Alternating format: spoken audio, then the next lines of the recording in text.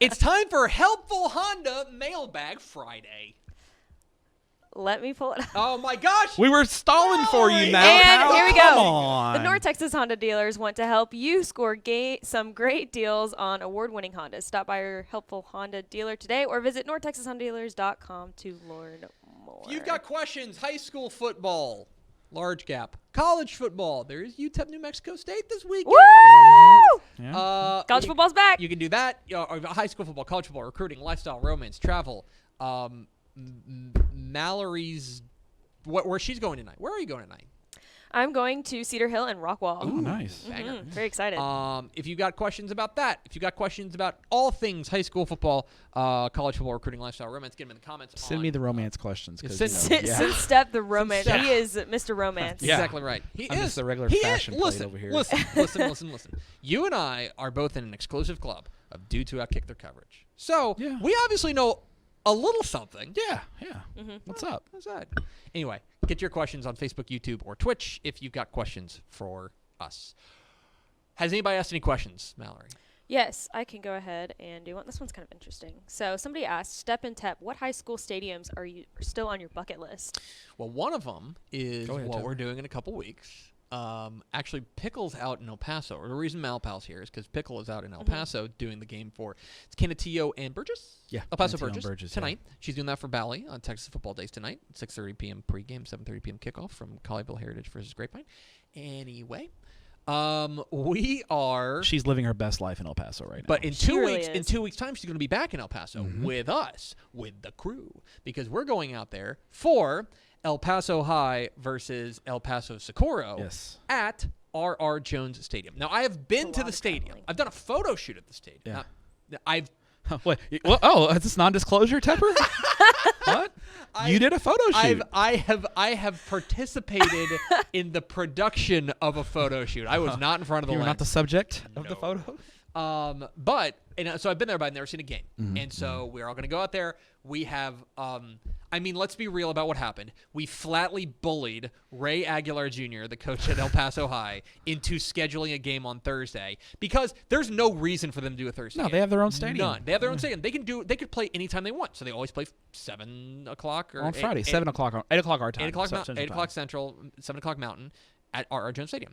We basically bullied him into putting a game on Thursday so that we can go out there and see a game. And he did it. And so we're going to do it. He called your bluff. He called my bluff. And so we're going out there. And so that's number one on my bucket list. Number two's a different one, which maybe is some. I've never been to the Tomato Bowl in Jacksonville. Oh, that'd be a good one. And they've just redone it. I know they did a bunch of renovations. Yeah, I'd love beautiful. to go back out there. So that's a west and an east one for you. I've been to the Tomato Bowl, but I have not been since remodel. So I would like to go back and catch a game there for the remodel. My number one bucket list stadium is a stadium you've been to, is the Puncher Dome. I've not been to a game at the Puncher Dome. It rules. Yeah, that's probably my number one bucket list stadium now is the Puncher Dome. Man, I really don't have a number two at this point. I've been to a lot. Have you been to the stadium flex. in San Saba, the Graveyard? No, and that's and I thought there. about that, but they're right next. Mason and San Saba are You so could close. you could knock that. I mean, the problem is they both play on Fridays. Yeah, so it's like you went to is it Dehennis that always does a Saturday game? Yes, I've been to a Saturday night game at Dehanus. They play on Saturday nights. You know what? Barry Field and Hondo is another one. I love that stadium. Pictures of it look great. I have not been to Barry Field and Hondo. Okay. So those are probably my two that I would put on the bucket list. But I have been to a you know why I think have I told you the story why Dehanus plays on Saturday nights? You have, and I don't remember. All right, so Dehanus plays on Saturday nights because Hondo, which is 8 miles down the road, has always played football since like 1915. They've had a football team. Dehanus didn't start football until the 60s, really. I think the late 50s when they started their football program up. Well, half the people in Dehanus and Hondo are related, so the people in Dehanus were so used to going to Hondo games on Friday nights to watch their cousins or nephews or whatever play that they decided to play their home games on Saturday so the Hondo people could come watch Dehanus play on Saturday night. And Coach Langfeld there, when he first got there, tried to convince the school board to change the games to Friday night, and they were having none of it. So he said, "Well, I guess I got to deal playing on Saturday night." Yeah. So that's you don't want to make enemies. when I went to the Dehanus Saturday night game, there were a ton of Hondo people there. So Interesting. It's a unique little high school tradition they have there in Dehanus. Yeah. All right, what's next, Malpal? This one's pretty good. It says, you think Duncanville will give Mater Dei a game? Yeah. Yeah. I think this Duncanville team's really good, and I think that their defense is going to be outrageous. Is it Mater Dei or Mater Dei? Mater Dei, I think. That's what I thought. I think it's going to be outrageous. I'm gonna plead ignorance here, which is something I should probably just start every show with. Yeah. I know almost nothing about Mater Dei. I At just least this know- 2021 team. I just know they have a lot of. They're a private school, recruit factory Yeah, basically. they And they're going to be loaded. I mean, I think Duncanville's going to hang in there. I hope Duncanville wins because I'm a Texas homer. I don't know if they'll win. Mater Dei is probably a favorite because they're higher ranked in all the national polls, but I don't know. We'll see. You never know. They have to come here. You know what I mean? They Yeah, have to and come maybe here. the heat and humidity gets to them a little Exactly bit. right. You know? So that's something to keep an eye on. I rarely say this, but go Duncanville. Yeah, there you go. Yeah, this is a game where we can issue a clear rooting interest, Yes. which is Exactly. we're rooting for Duncanville. What I'm going to be very interested in is I want to see what this again. This is one of those things that I don't care if Duncanville starts 0-1. I mean, I do, but I don't care if they start 0-1. What I want to see is what's this offense look like. The quarterback Solomon James, who transferred in from Corsicana when his dad got hired on staff. And they were so reliant last year on Roderick Daniels and a couple of guys who are now gone. Now they're always loaded. They don't got to worry about having dudes, but. What does it look like early? How do they function? Because I also think that I don't worry about the Duncanville defense this year. I think that Duncanville defense is going to cook. Yeah, they're going to be really really good. Amari Abor and Jordan Crook, I think they're awesome. I think they're going to be really, really good. My question is going to be what I want to watch from this game is how well we have to figure the Mater Dei defense is going to be pretty good. How well do they move the ball against what figures to be a pretty good defense? You know what I mean? Exactly, That is to me a big thing. But I mean, the offensive line should hold up. I don't know. It's going to be a very very interesting. It's one of those things, I don't know. It's like this reminds me a lot of when Pulaski Academy came to Highland Park. You remember a couple of years ago, and they beat them, and they they ended their long home winning streak or something like that, and people were like freaking out. Is this the end of oh my gosh, is Highland Park broken? They might have won a title that year. Yeah. But it was but Pulaski Academy is at that point, they were such a bizarre, they're from Arkansas if you don't know. Such a bizarre one-off in that they were the team that never punted, never punts, always onside kicks, always onside kick. They just played. Second time we'll use this phrase on this podcast, but they play wild ass football, and so that. I won't take a ton from what Duncanville the result from this simply because I think there's a fair argument that Mater Dei is better because they play under a different set of circumstances. Yeah. That's not a knock. Good for them, but it's just the reality of the situation. It's like any time that last year didn't IMG Academy come in and beat Duncanville? Yeah, Yeah, same thing. This is very reminiscent of that. Exactly. All right, what's next, Pickle? Pickle. Oh my God. Uh-oh. It's a force of habit. I apologize, Malpal. That's okay. What's next? As a Malpal? compliment, honestly, if I'm being real. Is it? She's watching the show, so you better be careful. She's watching. Pickle knows what's up. Oh, that was good. What's next, Malpal? This is a romance question. I love to laugh. First step. Oh God, are you serious? Did someone really ask a romance question of me? Let's do it. Jeez. It just says Step. Are you missing Mrs. Step? by Oh, this of point? course. You can't say. There's it, dude. Come on. Ain't you Yeah, tired? come on. Let's go. Let's think this Of course. through. Think this through. I would like to. I love That you, was a honey. cute. That was I a would like you, to honey. take this moment to say that I miss my wife too. So there you go. Okay, I got another one. Yeah.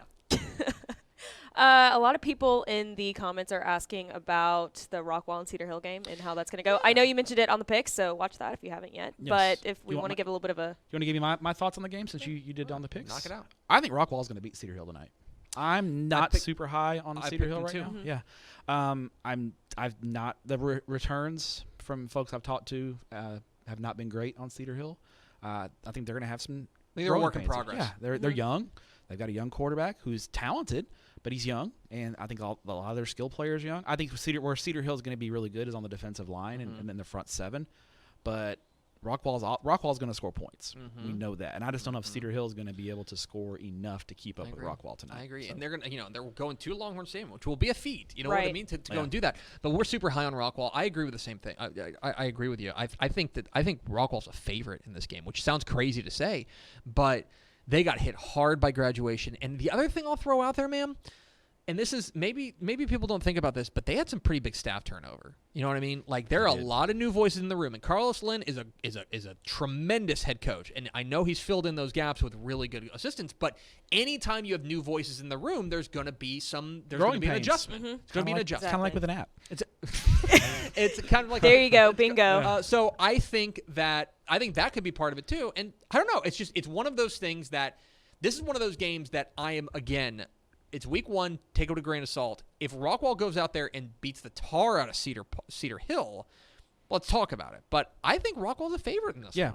I think this is one of those games where Rockwall's experienced, Cedar Hill's very young. If they played in week 11, I think it might be a different game. But because they're playing in week 1, and I think you go with the experience with Rockwall. But let me see if I wonder what the computer says. Let's see. You can find all our computer projections, by the way, at TexasFootball.com. The computer's got Cedar Hill by 4. At least, disagree. At least 3 of those are home disagree field. with the unfeeling robot. At least 3 of those are home field. And so they're basically saying it's a coin flip on a neutral site. I would disagrey with that. I would say that Rockwall, at least in week 1, is a more finished product than Cedar Hill. So there's that. What is next, Malpal? What game will sneak up and be the game of the night tonight? Ooh, this is a good question. I got one. Yeah? Oh. Yeah, I got one. I think Abilene and Amarillo Tascosa is going to be a really good game tonight. Abilene's going on the road to Amarillo. I think that's going to be because Tascosa to me is one of the favorites, if not the favorite in 5A Division I, Region 1. I think Abilene is a really under the radar, sneaky kind of sleeper team.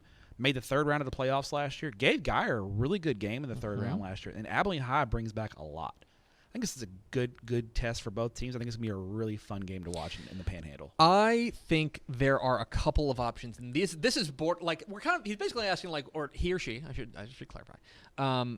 What's the hipster game tonight? You know what I mean? Let me give you a couple. Cristoval and Wink. I know we talked about on Tep and Step. That game has a chance to be not only really fun, but also really interesting. We can gain a lot from seeing that game. I think that game's going to be really interesting. Joaquin and Beckville is going to be a lot of fun. They played last night. They played who won? Yeah, hang on. Hold on. Who? Okay, never mind. I got the score. I have the score. I'll tell you the score. There you go. Beckville won 50-39. Let me give you one. Beckville won. Good for them. I think I got that right. One last one, and this is one that maybe people aren't paying attention to. Springtown hosts Glenrose. Very interested in this one. Keep an eye on that one. Keep an eye on the Porcupines. Good 4A game. Good 4A games. There. I also think Pearland and Fort Bend and Ridgepoint could be fun. I'm really high on Ridgepoint. Bert Emanuel Jr. That's a really good Ridgepoint team. Anyway, those are some games that might steal the show tonight. What's next, Malpal? And some people are also asking about Salina and Melissa. Which should be banger. A good one. Banger. I think Rob's going to that game. I think so. Say hi to Rob if you're there. Yeah. I don't know how to feel about this because I think we have Melissa 3rd in the state, and we feel really good about Matt Nally's squad, especially bringing back Sam Finnegan, as good as he's been. They're going to be explosive. Melissa's explosive. Yeah, I have some questions about their defense, and that is going to be very interesting in this one, especially going up against the Salina offense that brings back a ton. Yeah. Brings back 9 starters. Salina's offense is really good up front. Yes. They look like an old-school Salina offensive line. This is one of those take the eye off the ball games, in the sense that I want to watch what happens in the trenches to tell me how this is going to go. And that's why I'm really intrigued by this, because I think there's a fair chance. I have a slight lean to Salina in this game, but I'm a slight lean to Melissa. Yeah, it's a pick 'em type game. Melissa. I think it may be fair to say that Melissa has the better skill players. Absolutely, yeah. They have the better skill players. But if Salina just eats up front, it doesn't matter. Yeah. And that's one of those things that I'm very interested in. I think this is the computer has it. Hold on. The computer has it as a 6-point game. They have Melissa by 6. I think it's a coin flip. Yeah. I think this game is really interesting and a good measuring stick for both teams. I think we're going to learn a lot about both of these teams. So Melissa and Salina will be a banger. What's next? Some people are kind of concerned about Gladewater's loss to Gilmer last night. It's kind of a hefty loss. Two things. Two things. I'm not. I think Gladewater would be fine. I think Gladewater will be fine. That's 17 straight for Gladewater. Yeah. Gilmer over Gladewater. That pisses those Gladewater people off a bit. And it's a 4A D2 versus a 3A. Yeah. So I don't take a ton of. I also think Gilmer's super good, guys. Yeah. I think it's one of those things that you can. Okay. take something from a loss, right, and admit that there are some warts you want to figure out. But that's why you schedule the game is to find those warts before you get into district play. There are some warts. The defense has obviously got to figure some things out, especially in the secondary. But Gilmer's really good offensively. Gilmer's super good, guys. Yeah. Like, that to me is the big, like, when I looking at that game, my reaction is not what's wrong with Gladewater. My reaction is like, okay, we're right about Gilmer being the number 2 team in 482. What impressed me about Gilmer is their defense last night. Yeah. I mean, we knew Gilmer was going to score points, but Gilmer's defense did a heck of a job last night. Well, So and we had I think, questions about about Gladewater's quarterback situation. yeah, We know they have Young DJ quarterback. Allen, but that's something that's going to have to develop. And I don't think week 1 you need to be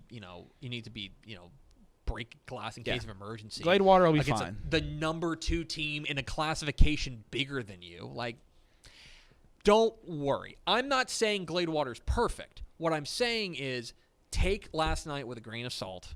There's going to be a lot of those results. It's that classic. We don't overreact to week 1 Exactly. too much. Yeah. Exactly right. What's next, Malpal? We can go to Pickle's question. Oh. Can we just skip it, please? Can we just cancel the show forever? We don't accept I'm questions. looking at- in we the Actually, go. can I throw another? This is a question from three questions ago. Another game that I'm really interested in: What's that? Port Arthur Memorial and Lancaster. Oh yeah, great cross regional. That game's a weirdo matchup with a debut of a new head coach at Lancaster, and Leon Paul. What do they look like against a team in Port Arthur Memorial that is just so? They're very different from a lot of the teams you're going to see in DFW. You know what I mean? Like this is a mashing and Port it's Arthur Memorial really team. Lancaster. Really, this is their only real big regular season test. Because they're We're not going to learn a lot about Lancaster once district starts. So this is one of those things that it stinks, but we've got to parse pretty much everything from this Lancaster game tonight because they're going to get into district and guys they're going to win handily in almost all in every one of their games. Yep. Anyway, sorry. No, it's I fine. just saw it It's- on I saw it on my computer. Like, ooh, I forgot about that. Yeah. Okay.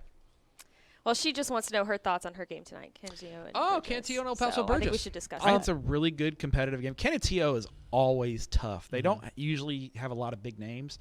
That state semifinal team was really a team that just kind of just played great defense and was really sound. And Some of their parts, yeah. Not a lot of star power. They actually have a star this year in L.J. Martin, who's got a couple of D1 offers, and you got Tavoris Jones over at Burgess, who's got a lot of talent as well. I lean oh gosh. Oh my God. I lean Many slightly. people forget that. I lean slightly to Burgess in this game. I do too. Very slightly, but I think it's going to be a good ball game. I think it's going to be a matter of if Canutillo can keep Burgess from breaking the big. I don't think Burgess is going to be able to march 10 plays, 12 plays. It's going to be big plays. If Canutillo limits the big plays, I think they got a shot. I think it might be. Is it the best game in El Paso? I think it might be the best game in El Paso. It's at least one of the most intriguing I think games. Parkland and Eastwood Yeah. are playing, and that's a really good game. That's as a good well. game, There's a couple good games in El Paso. But yeah, I would say I'm very interested, especially because you're right. Canutillo is just a very they're a sound ball club. They go out there and they're also another team that, like, we're talking about teams that come out of the oven baked. You know what I mean? We talk about Argyle. Argyle's taking on Fort Worth Nolan tonight. I think they're going to win, and in large part that is because Argyle always starts like fast. Yeah. They are a team that always looks good right out of the gates. This Canutillo is one of those teams too. And so for Burgess has the individual superstar. They've got the guy in Tavoris Jones. But I think that this is one of those games where how much does it matter that Canutillo traditionally starts strong? That's going to be It's a good point. something I'm keeping an eye on. What's next, Malpal? This one's kind of for me. So That's okay. She's calling ISO. Yeah, like, she's "Clear calling out, for the ball. Clear Clear out. out for Mallory. She's posting up. Here's the clear out. okay, so Malpal, would you rather run the ship with Tep and Step or have an all-girls Mailbag Friday with the world-famous Ashley Pickle? Did Pickle send that question in? No, she didn't. I would tread very lightly on your answer here. Oh. She doesn't report to you anymore, though, does she? Yeah, I don't. I know. don't. So I can kind of say no. You can say whatever you want. I won't take offense. She reports to Scoops. Scoop. Scoops. Depends. I think I have to go with Pickle though. We're a pretty good team. I saw this morning. It's fair. Tough, This but fair. morning I went to the reason I'm in the Bally shirt is because I went to Colleyville Heritage to their pep rally, myself and Erin Hardigan, and I was speaking with Erin Hardigan, and she asked, when's the next time I can come on the show? And I told her she has an open invitation. I do think one day you should do a Hardigan Pickle Malpal show, and just let those 3 go and just see where it goes. Just see where it takes. Bring a bottle of Maybe wine. not do it during football season. Maybe during the have an That's a off-season good show. off-season Bring a bottle show. of And wine. just let those There's a 3 couple of Pickle go. already had some ideas for what we need to do in the off season. There's 2 guests that are on her list. One of them is the guy who reviews chocolate milk on YouTube. Oh, She yeah, wants that to get guy's him on. awesome. That guy, I want to get him on. The other one, because I sent her a link. There's a guy who wrote a book. He's a Delaware-based horticulturalist. He wrote a book about plants that deer won't eat. The reason I bring that up is That's the Lano coming out in pickles. the reason I bring this up is because his name is Greg Tepper. Jeez. That's too much Greg Tepper energy on one And show. That is too. And so I've never talked with anybody who has my name. There's a Matt Stepp out there who's like I think he's like a weather type guy, or he's like a scientist. He's way smarter than me, apparently. Could you is at Matt Stepp available on Twitter? No, I think he has it. He has it. Yeah. Can we buy it from him? No, he probably makes a lot of money. He'd probably be. That's true. Yeah, Yeah, You got at Mallory Hartley, right? I do. It's pretty good. I think there's a. Pickle's mad because at Pickle is like somebody's just Is the- squatting on it. There's no they don't tweet. They're just squatting on it. jerks. You know. All right. Yeah. Sorry. What's next? That's people okay. want to know about their games. Yeah, Sorry. send in questions. Yeah. I don't really see any right now. Let me check So our send, Twitch. yeah. If you got any questions, or we'll wrap it up, guys. I've got stuff I can do. Yeah. Allen has a new quarterback. Kim Oh yeah, I East. just saw. Yeah, that one. No, Allen's gonna roll.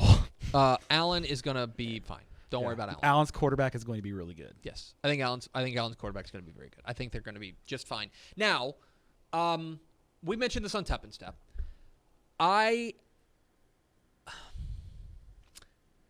We like Chad Morris a lot, and I think maybe next year they're going to be super legit and like a team that could win a state championship. They're going to be back to their normal Allen stuff. I also think Region 2 has caught up with them. Region 1. I think Region 1 has caught up with them in a lot of ways. I think it'll be a little bit of a transition year for Allen. That's why I said in preseason, if this is the year Geyer can get Allen, I think it lines up for Geyer to get Allen. Yes, most certainly. Yeah. So there is that. What's next? But they'll win tonight. Malpal. Handily. Yeah. Well, that was the one I was gonna say. Oh, okay. Any questions? Or we're wrapping it up. Maybe here's one. Last question. Thoughts on Franklin and Lorena? Another game that thank you. Another game Yeah. that absolutely could steal the show tonight. Yeah. Okay. Yeah. So Franklin's our number 1 team in 3 Division 2. Lorena's a 4A? 381. 381. They're bigger. I know they're bigger. And Lorena's good, guys. Mm-hmm. Lorena's going to be really good. This is a big early test for Franklin. Mm-hmm. And this is the kind of thing that I'm going to be very interested in the details of. That if Franklin goes out there and they paced Lorena, which I think there's 10%, 15% chance that happens. Mm-hmm. If they go out there and pace Lorena, it's like, it's a great win. That's a okay, really good win. Sit up and pay attention. This game's at Lorena, I think. I think so. Keep an eye on this one. But Lorena's legit. Lorena's If Lorena wins, I don't think we should bury Franklin. No, I don't Lorena's think a so top either. 15 381 yeah, team. I think so too.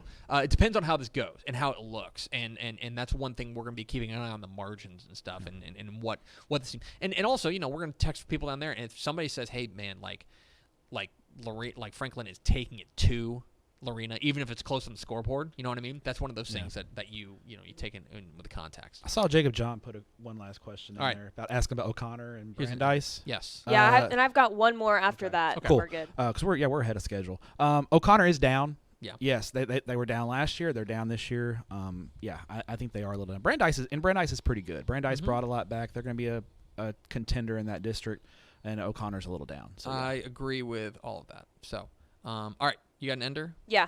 A player that we don't know but will after tonight. Ooh. that's a good question. That is a good question. After tonight. Well, I mean, last night, if you didn't know the name Richard Torres, you should know the name Richard Torres. If you didn't hear, the San Antonio Southside quarterback against Brownsville Porter, Porter? I believe. became the 59th player in UIL 11-man Texas high school ball history to throw for 8 touchdown passes. Nebraska commit? Yes, he's committed to Nebraska. Kid's legit. So if you don't know San Antonio Southside core, and by the way, San Antonio Southside's gonna be really good, guys. They are gonna be good. I think a lot of it depends on how Corpus Christi Vets fills their quarterback spot, and a lot of it depends on how Flower Bluff fills in this pieces around Nash Viegas. But if you're looking for a team that could crash the party in 5A D2, 5A D2, D1, 5A D1 in Region 4, Southside. Buy some stock. I think they're legit, and that was really impressive last night. They overmatched them, but they looked the part last night for sure. I'd go. I'll go to a game that I saw last. I mean, if you haven't heard about Dylan Raiola, oh yeah, that kid's gonna be legit. Yeah, so that would be a guy. And then who's? I'll just throw one more out there. Let me see if I can. I don't know if do they play? Pretty sure they played tonight. Maybe they played tonight. Tompkins. Who's taking over Jalen Milrow? Do we have a quarterback name? I'm going to look at their question. I believe they do. Cole Francis? Maybe Cole Francis. I think the Tompkins offense is designed that it's a very quarterback-friendly offense. And so it would not be a surprise if, like, this new Tompkins quarterback puts up big numbers in their opener. They're taking on Magnolia on Saturday. That's a Saturday. So that will be after Saturday. But the new quarterback there at Tompkins is a guy I'm certainly going to be keeping an eye on. Do we have an ender, Malpal? Well, that was my ender. I don't think we have any more. Well, then Let me never double mind. check. No. I was going to make That's that. I think that was a good ender, so I was like Fine. expecting that to be our Fine. ender. That's it. We're leaving. That's it. Hey, thanks for watching this clip here on YouTube. If you like this kind of stuff and you want more of it, make sure you subscribe to our YouTube channel. And remember, you can watch us live every weekday at noon at TexasFootball.com, Facebook, Twitch, or here on YouTube. And if you want more of the best coverage of football in the state of Texas, check out TexasFootball.com and become a Dave Campbell's Texas Football Insider at TexasFootball.com/subscribe.